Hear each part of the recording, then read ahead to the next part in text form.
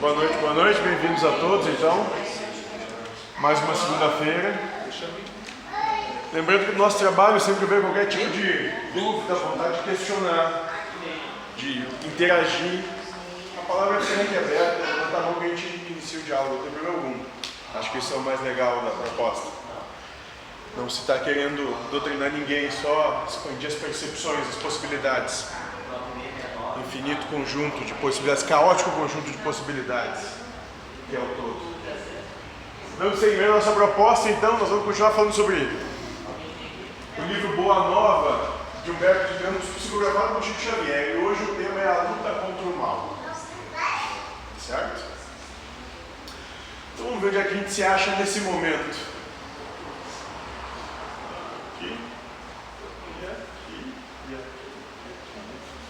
E aqui, hoje não vai. É uma semana assim também. Tem dias que só não vai, né? Não está funcionando, agora não está. Vou fazer o seguinte, vou fechar. Vamos ligar de novo.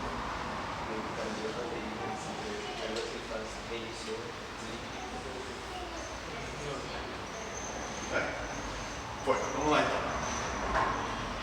De todas as ocorrências da tarefa apostólica, os encontros do Mestre com os endemoniados constituíam os fatos que mais impressionavam os discípulos.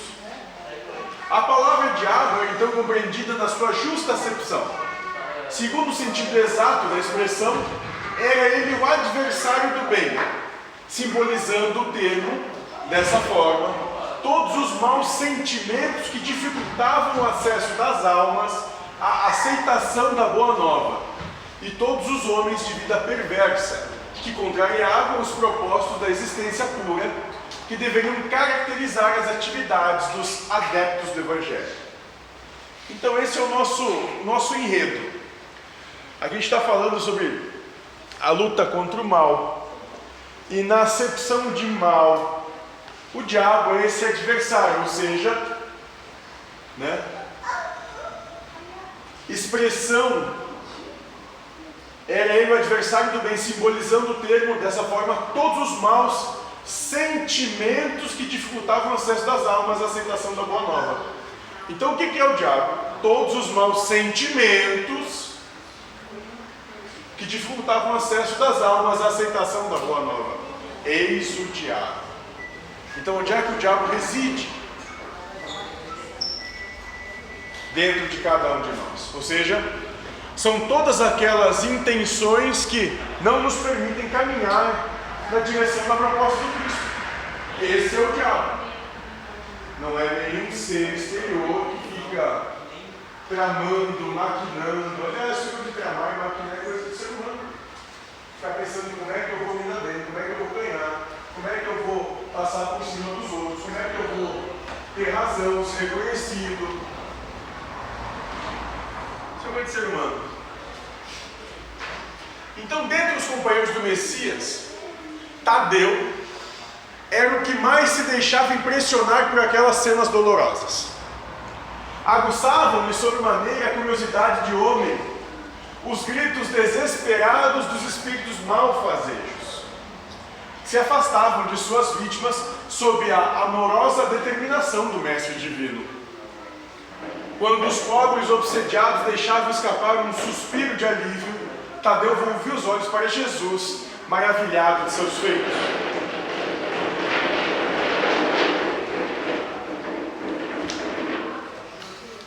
Eu acho que ele quer participar, falta uma cadeira para ele aqui. Não tem cadeira, que os pais querem excluir ele daqui, ele bota a cadeira. Os pais são segregadores. Vamos lá, vamos. Vai sentar aqui, não vem sem, fica quietinho. Senta aqui direitinho, na tua cadeirinha.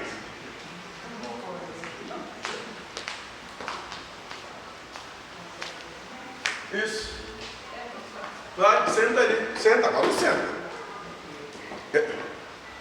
É sentar.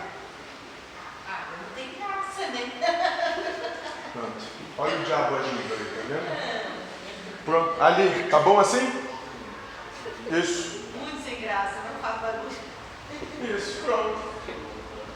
Então Tadeu era um cara que se impressionava com o que via, se impressionava com o que acontecia naquele momento, se impressionava com essas situações, esse trabalho. É ali sentadinho. Senta ali, senta. Tu quis a cadeira, tu senta, tu vai ficar até o final. Senta. Isso, fica aí. Numa noite tranquila, depois de escutar as ponderações, perguntou-lhe Jesus em tom austero: Tadeu, qual o principal objetivo das atividades da tua vida? Como se recebesse uma centelha de inspiração superior, respondeu o discípulo com sinceridade: Mestre, estou procurando realizar o reino de Deus do coração. Então, ao ser inquirido pelo Cristo, qual que é o teu principal objetivo da tua existência? Por que tu existe? Ele disse: olha, para fundamentar a tua proposta em mim.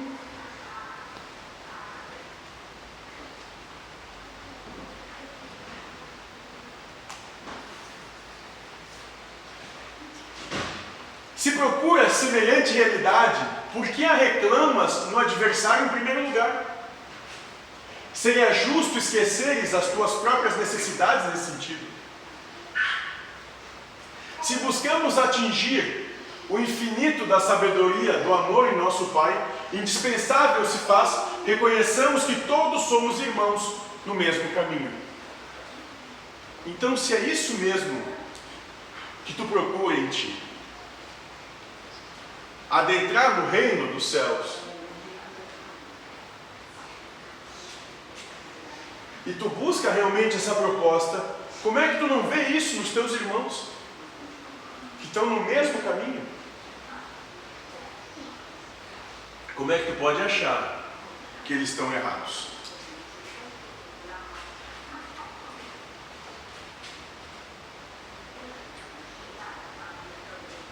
Aí o apóstolo vai dizer o seguinte: Senhor, os espíritos do mal são também nossos irmãos? Inquiriu admirado o apóstolo. Esses caras aí que estão grunhando, gritando, em desespero, também são meus irmãos? É isso que ele pergunta. Que para ele é inconcebível aquilo. E o Cristo vai dizer que toda a criação é de Deus. Os que vestem a túnica do mal envergarão um dia a redenção pelo bem. Acaso poderias duvidar disso? O discípulo do Evangelho não combate propriamente o seu irmão. Como Deus nunca entra em luta com seus filhos. Aquele apenas combate toda manifestação de ignorância. Como o Pai que trabalha incessantemente pela vitória do seu amor junto da humanidade inteira.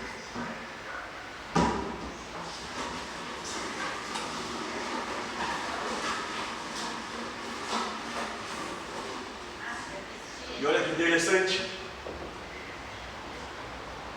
O discípulo do Evangelho não combate o seu irmão. Como Deus nunca entra em luta com seus filhos. Aquele apenas combate toda manifestação de ignorância, todo desconhecimento, toda falta de entendimento, toda não percepção. Combate a falta de lucidez. Por isso que não existe inimigo pessoalizado, não existe alguém querendo fazer o mal, e não importa se for o cara que tomou o teu negócio, que te assaltou, bateu no teu carro, atropelou. Porque se pudesse alguém fazer mal, seria esse mal criação de Deus. Ou isso, Deus não é onipotente. Ou alguém dá curva em Deus.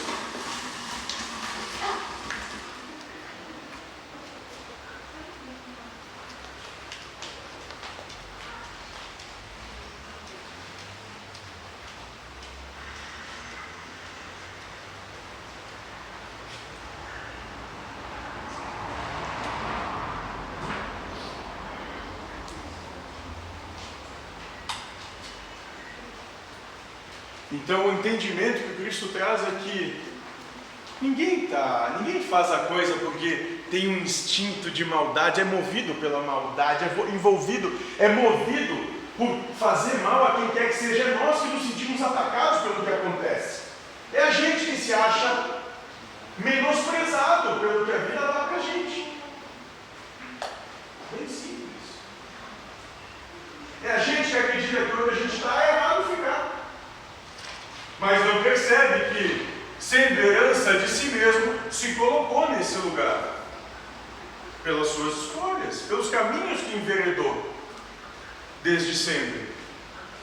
E esses caminhos vão chegar em algum lugar, exatamente onde tu te encontras. E ele vai continuar. Mas não seria justo, ajuntou o discípulo com certa convicção.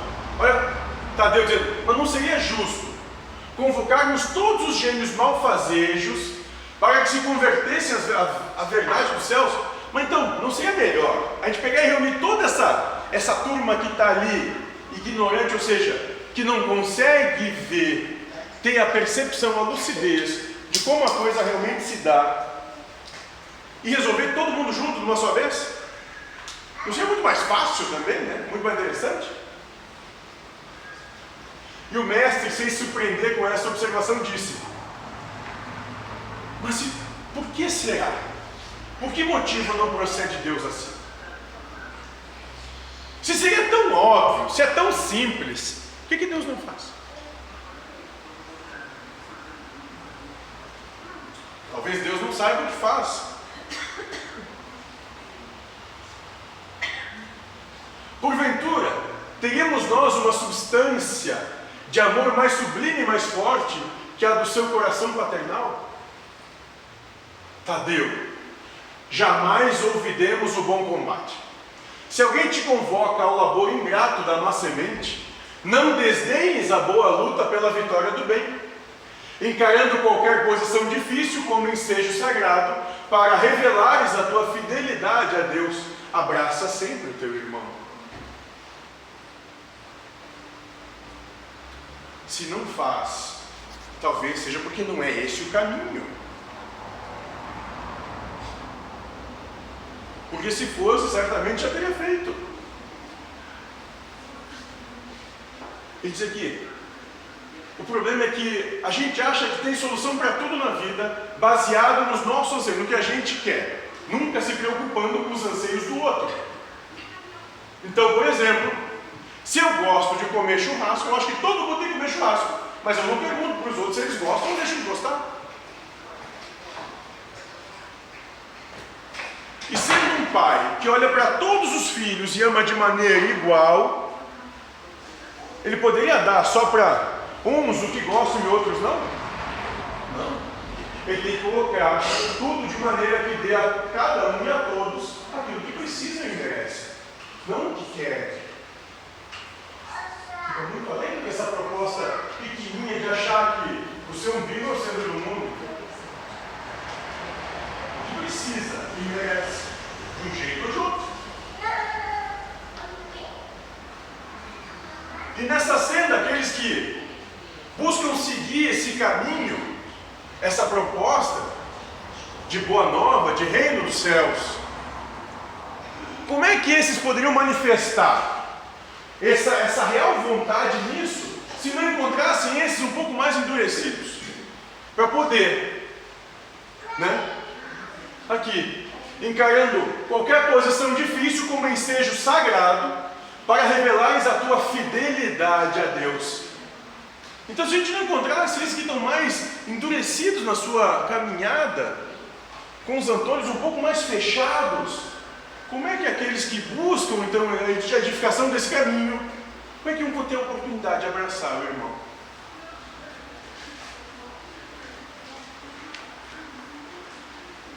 Essa é a perfeição da obra.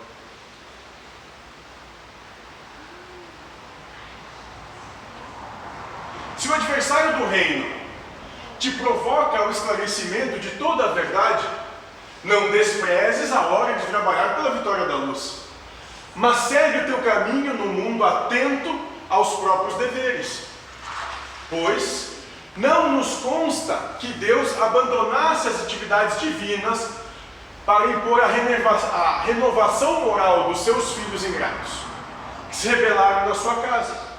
Se o mundo parece povoar-se de sombras, é preciso reconhecer que as leis de Deus são sempre as mesmas em todas as latitudes da vida. Ou seja, não é porque tu está percebendo as coisas erradas que esteja alguma coisa errada em si. É só a tua percepção. E será que tu só percebe, quem sabe, tudo errado porque tu reconhece esse errado em ti mesmo? Ou tu seria capaz de conhecer algo que tu não compreende?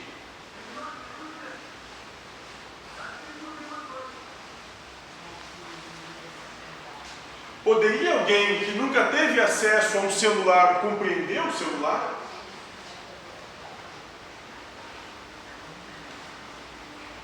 Não. Só compreende o celular aqueles que já têm acesso, e quanto mais acesso e mais se aprofundam nele, mais compreendem.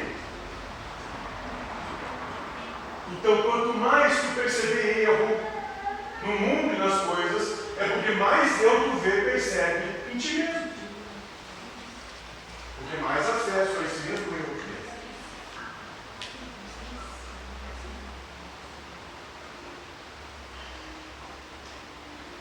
É indispensável meditar na lição de nosso Pai e não estacionar a meio do caminho que percorramos. Os inimigos do reino se empenham em batalhas sangrentas. Não ouvides teu próprio trabalho, padecem no inferno das ambições desmedidas. Caminha para Deus, lança perseguição contra a verdade. Lança perseguição contra a verdade. Tens contigo a verdade divina que o mundo não te poderá roubar nunca. E aqui ele vai dizer, então, é de fundamental importância que nós todos passemos a meditar. O que é meditar? Pensar tudo o que se pensa da lição do nosso Pai, ou seja, em tudo que acontece na vida, porque tudo que acontece na vida é a manifestação do amor de Deus para ti, naquele momento.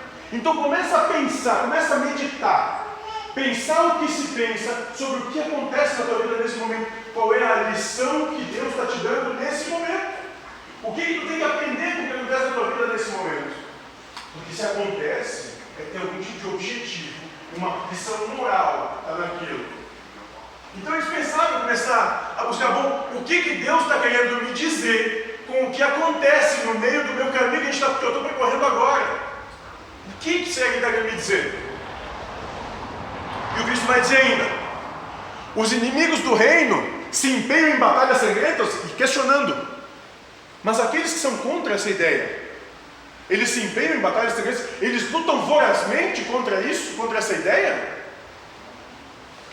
Se sim, não ouvides o teu próprio trabalho, ou seja, eles podem fazer isso, eles podem ser como bem entenderem que sejam, respeito o direito deles ser como são, mas tu, se tu diz que busca essa proposta de renovação, essa proposta de amor, não foge do teu trabalho, continua firme naquilo, não importa o quanto digam que não para ti, o quanto batam-te, continua firme no teu trabalho. E vai dizer ainda o Cristo, perguntando, padecem no inferno das ambições desmedidas, ou seja, sofrem nesse terror que é viver ambicionando tudo o tempo todo, e que não importa o que alcance, nunca vai ter fim, nunca vai estar bom, nunca vai ser o suficiente. Esses inimigos do reino padecem disso, sofrem por isso, passam por essas situações. Bom, se passam, tu, Tadeu, continua caminhando para Deus. E esses mesmos inimigos do reino lançam a perseguição contra a verdade, ou seja, buscam desmentir essa proposta que leva esse caminho de mansidão, de paz, harmonia e felicidade. Eles buscam contra isso. Se buscam, não te aflige, Tadeu, porque tu tem contigo a verdade divina que o mundo não te poderá roubar nunca, ou seja, nunca vão conseguir te agredir de verdade. Não importa quantas mentiras lancem, porque a verdade que reside no coração essa não se demove por nada. Não importa o que faça.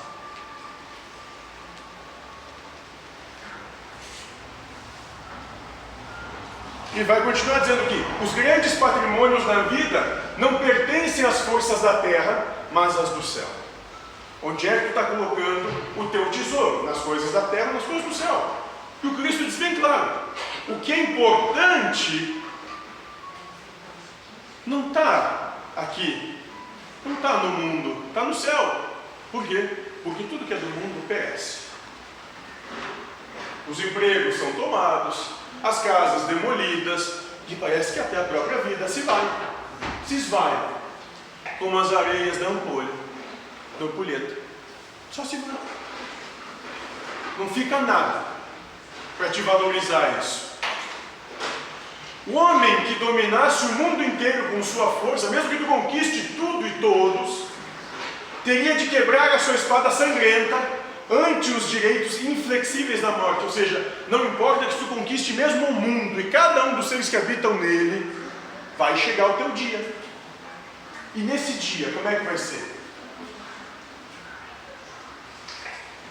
Quando chegar o teu dia de Cristo, o que tu vai dizer quando tu estiver na frente dele? Dominei o mundo todo. Fiz o mundo todo a minha servidão. E, além desta vida, ninguém te perguntará pelas obrigações que tocam a Deus, mas unicamente pelo mundo interior que te pertence a ti mesmo, sob as vistas amoráveis de nosso Pai. Ou seja, pelo mundo interior que pertence a ti mesmo, sob as vistas amoráveis de nosso Pai. Ou seja, tudo que tu sentiu, como tu sentiu, se tu manifestou em ti uma proposta individualista, ou seja, eu, meu, farinha pouca, meu pirão primeiro, eu vim aqui para fazer o que eu quero fazer, ou se tu disse, bom, eu estou aqui para servir essa obra enorme. Ela é perfeita e maravilhosa como ela é, porque ela é fruto de um grande amor que eu não compreendo, que transcende a minha escassa percepção e possibilidade de análise, porque eu não sou senhor do mundo.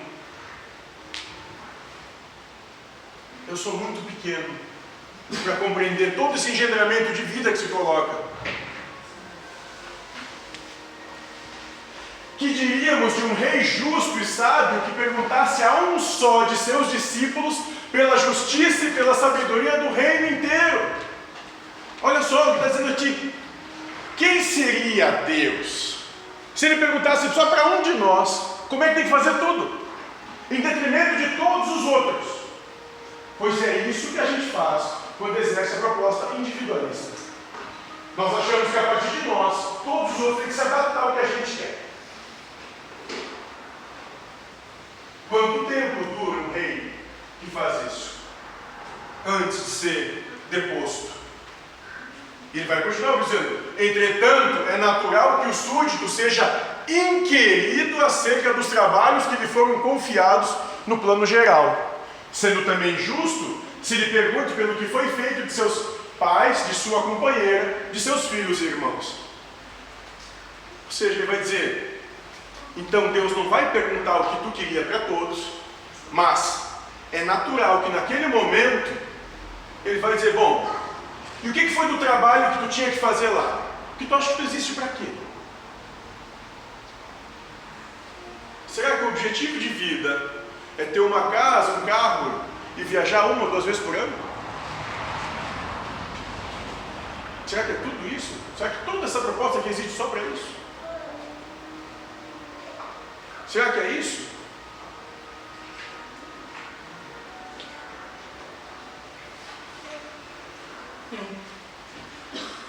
Ou será que nós vamos ser inquiridos acerca dos trabalhos que foram confiados no plano geral?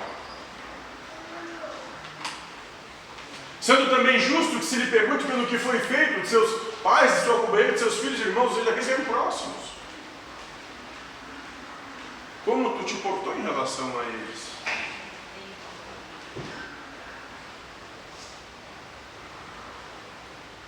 andas assim tão esquecido desses problemas fáceis e singelos?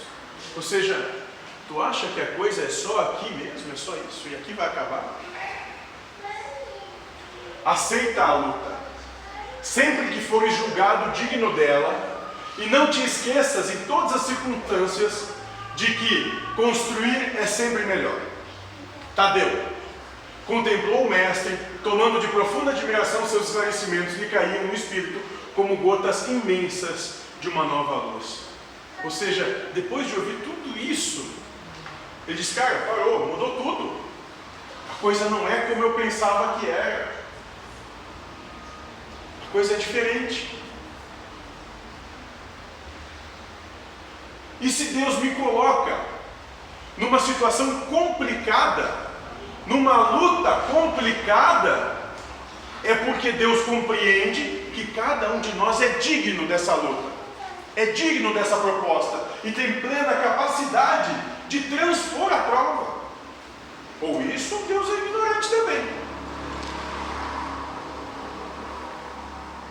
Por isso que ele diz, aceita a luta sempre que for julgado digno dela. E não te esqueça, em todas as circunstâncias, de que construir é sempre melhor. Que agregar, conciliar, é melhor do que dividir.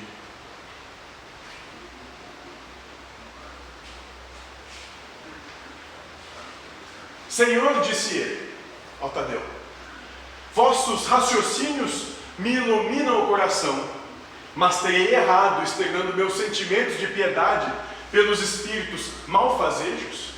Lembra? A gente está comentando que Tadeu se impressionava com aquele trabalho, com aqueles espíritos. Não devemos então convocá-los ao bom caminho? Mas então o senhor estava errado a maneira como eu me importava com eles, como eu entendia aquela proposta, aquilo que eu via. A gente não deve chamar ele para o bom caminho? Não deve chamar eles para a proposta? Toda intenção excelente, redarguiu Jesus, será levada em justa conta no céu, mas precisamos compreender que não se deve tentar a Deus. Ou seja, e aqui de novo ele está dizendo, o que importa é a tua intenção, mas não tente Deus, não tente impor isso a Deus. Não é porque tu acha que deve ser assim que vai acontecer. Não vai acontecer o que Deus quer. Não importa o que tu quer. Não tente Deus, não coloque Deus à prova. Não tente impor a tua vontade, mesmo que ela seja coroada das melhores intenções. Talvez a tua boa intenção, por melhor que ela seja, não tenha afinidade no coração do outro. E só não dá. Compreende que não dá. Só não dá. Tenho aceitado a luta como o Pai me ha enviado e tenho esclarecido que a cada dia basta o seu trabalho. Nunca reuni o colégio dos meus companheiros para provocar as manifestações dos que se comprazem na treva. Reuni-os em todas as circunstâncias e oportunidades, suplicando para o nosso esforço a inspiração sagrada do Todo-Poderoso. Ou seja, sempre que eu chamei alguém aqui, sempre que eu fiz qualquer coisa, não foi por mim que eu fiz, não foi pelas minhas intenções, não é o que eu quero, mas eu sempre fui inspirado por esse algo maior. Como Cristo diz, eu não vim cuidar dos meus assuntos, eu vim dos assuntos do meu Pai. Não vim fazer a minha vontade, fazer a vontade dele. E vou seguir fiel e leal até o fim, não importa o que seja. E é isso que falta a gente compreender um pouquinho, que nós não existimos pela nossa vontade. Nós não existimos para fazer a nossa vontade. Nós existimos em prol de algo maior do que a nossa taca percepção, que a nossa pertença. Muito maior que a nossa pertença. O nosso egozinho, o nosso umbiguinho, muito maior que isso. Ou senão, daqui a pouco vamos estar todos devorando uns aos outros, como ratos. Quando acaba o recurso, acaba o alimento, começa a se devorar.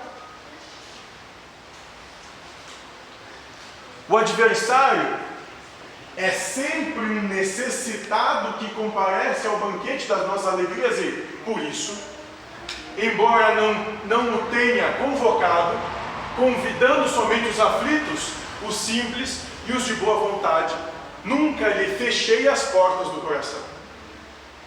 Está dizendo, olha, esses caras aqui que vão contra a proposta,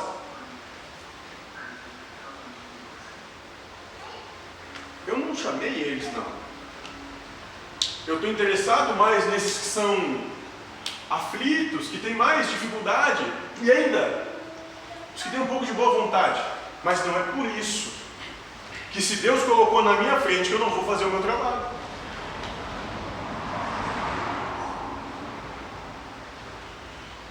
Encarando a sua vinda como uma oportunidade de trabalho, de que Deus nos julga dignos. Ou seja, onde tu está, o lugar que tu está, e o que acontece contigo é onde tu tem que estar, é onde melhor tu pode aproveitar essa oportunidade de existência. Não queiram estar em outros lugares. Não tentem Deus. Não lutem com Deus. A única coisa que se ganha na luta contra Deus é sofrimento. Só isso. Mais nada. Só sofrimento.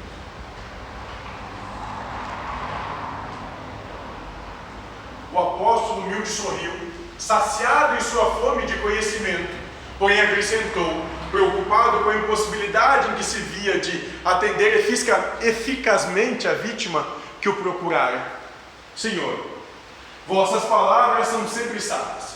Entretanto, de que necessitarei para afastar as entidades da sombra quando o seu império se estabeleça nas almas? Então ele está dizendo assim, olha, eu entendi. Cara, o que tu disse faz todo sentido. E eu acredito nisso de todo o meu coração.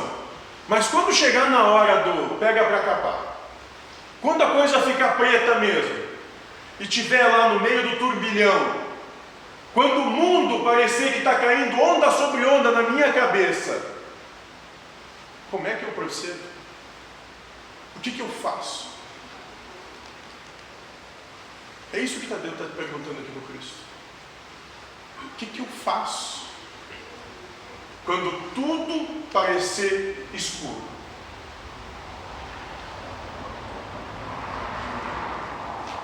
Voltamos assim ao início de nossa explicação, replicou Jesus. Pois para isso necessitas da edificação do reino no âmago do teu espírito, sendo este o objetivo da tua vida. Então a primeira coisa é ter uma vontade inquebrantável no teu coração. Não importa o que advenha. Edificar o reino é viver para dentro, para as coisas do céu e não para as coisas do mundo. Só a luz do amor divino é bastante forte para converter uma alma à verdade. Já viste algum contendor de terras convencer-se sinceramente tão só pela força das palavras do mundo? Então ele está dizendo aqui, só quando essa proposta estiver fortalecida na tua essência, isso se faz. Porque nenhum senhor do mundo se contenta só com palavras. Já viu algum poderoso se contentar só com palavras? As dissertações filosóficas não constituem toda a realização. Elas podem ser um recurso fácil da indiferença ou uma túnica brilhante acobertando penosas necessidades. Não adianta falar, tem que realizar em si. Tem que viver em si. Tem que dar a cara a tapa. Tem que dar a cara a tapa. O reino de Deus, porém, é a edificação divina da luz. E a luz ilumina, dispensando os longos discursos. Capacita-te de que ninguém pode dar a outrem aquilo que ainda não possui no coração. Então, tu não pode ajudar ninguém se tu não estiver bem.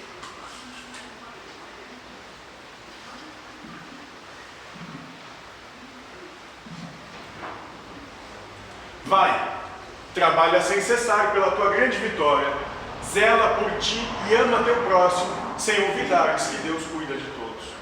Então começa a trabalhar em ti, cuida de ti, faz a tua parte, dá o teu exemplo. Onde tu estiver é o lugar de trabalhar, mas não te esquece que mesmo sobre tudo isso, Deus cuida de todos. Que tu não está acima de Deus. Não importa o que tu acha e pensa, seja o que for.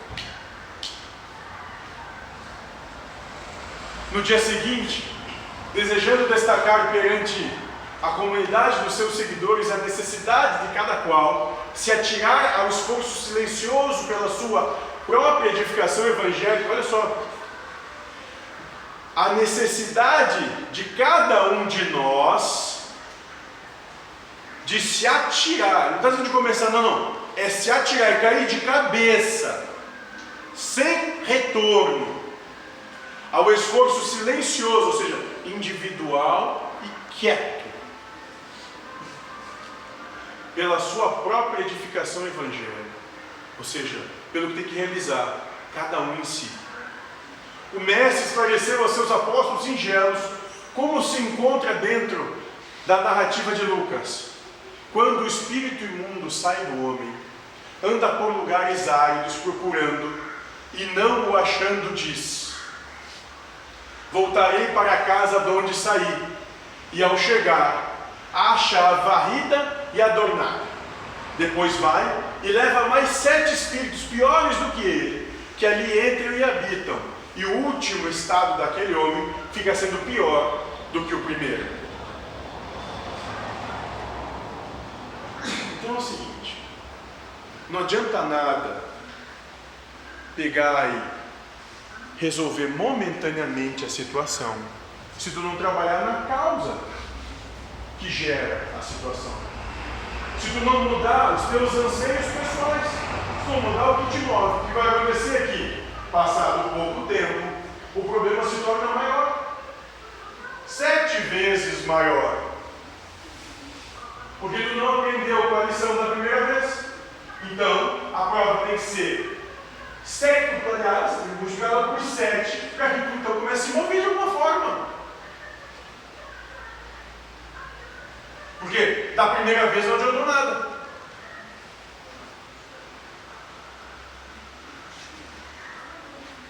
Então todos os ouvintes das pregações do lago compreenderam que não bastava ensinar o caminho da verdade e do bem aos espíritos perturbados e malfazeiros, que indispensável era edificar-se cada um a fortaleza luminosa e sagrada do reino de Deus dentro de si mesmo. Pouco adianta dizer qualquer coisa. A proposta é que cada um cuide de si, sem mestre, guru, qualquer coisa assim, que cada um cuide de si mesmo. Perguntas?